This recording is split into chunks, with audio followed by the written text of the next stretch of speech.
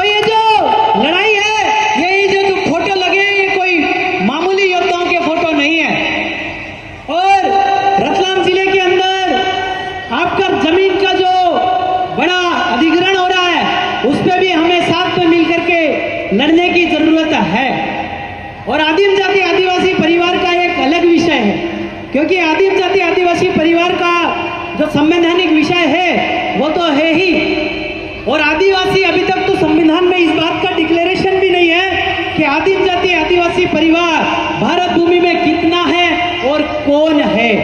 सिर्फ भील बोले तो आदिवासी तक सीमित नहीं है, मुंडा बोले तो आदिवासी तक सीमित नहीं है, या हो बोले तो आदिवासी तक सीमित नहीं है।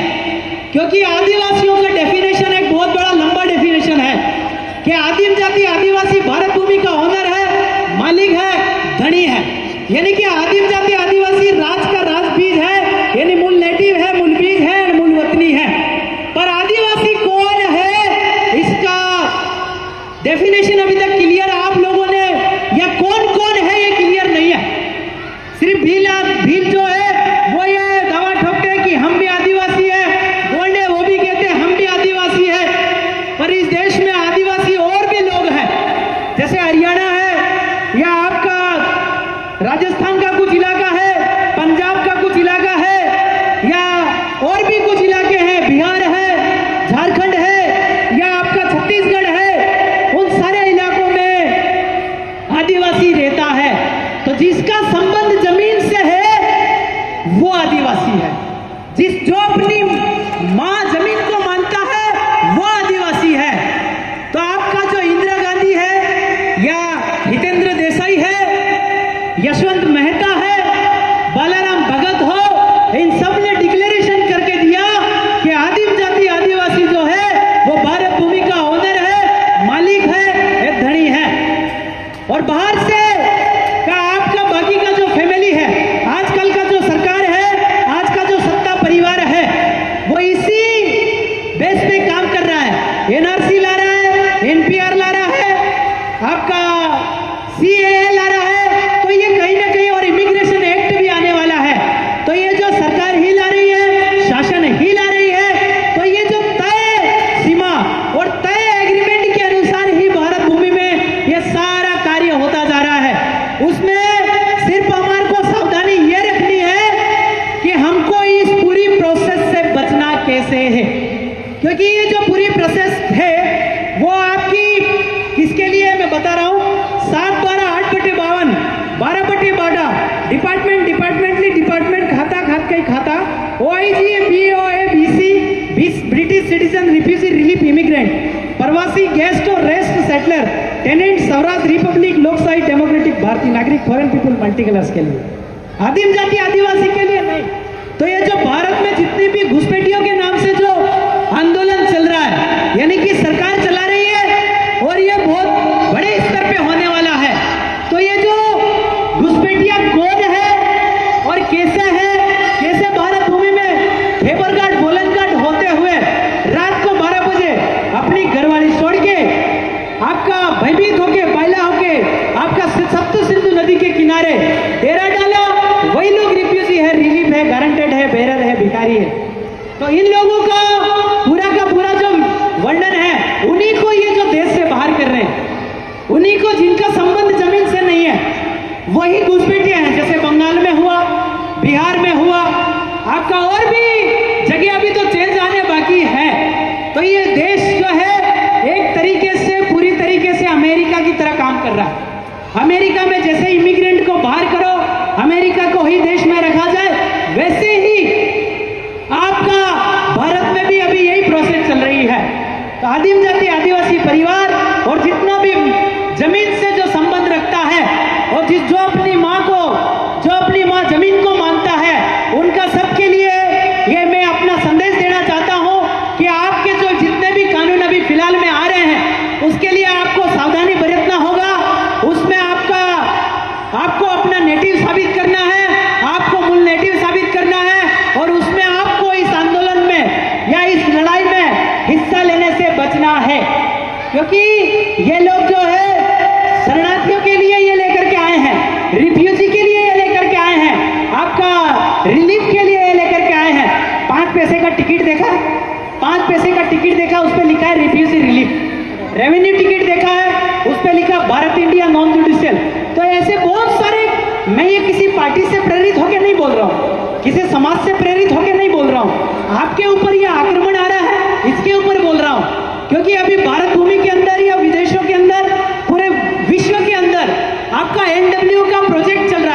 NW का मतलब होता है न्यू वर्ल्ड ऑर्डर।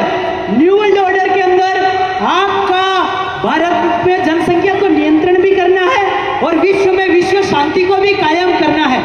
विश्व में विश्व शांति कायम करने का पहला फंडा उनका है कि जो जिस वतन का है, जो जिस देश का है, जो जिस मुल्क का है, जो जिस मातृ वतन का है, उसको वहां सेटल किया जाए।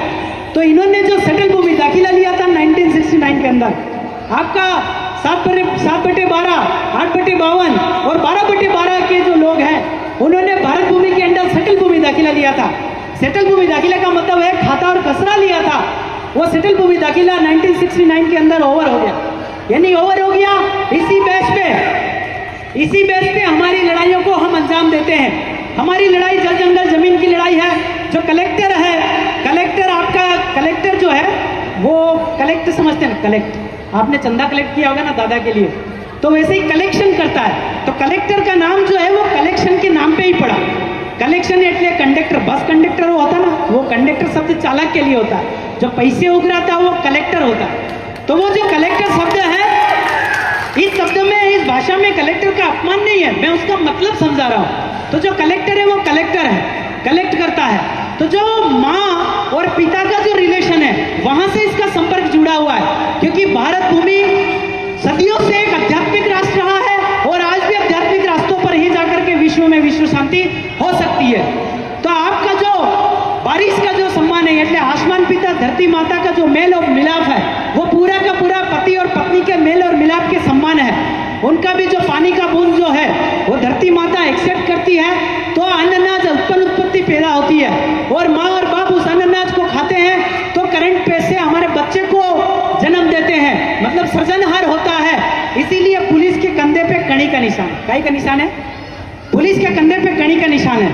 दो माता दो पिता के कुदरती बीच से जीव मात की रचना हुई, 4 सिंहासन सिलमोर सिक्का बोलते हैं, वो पुलिस की टोपी पे निशान है? तो ये 4 सिंहासन सिलमोर सिक्का राजगद्दी आसन इसको बोलते हैं।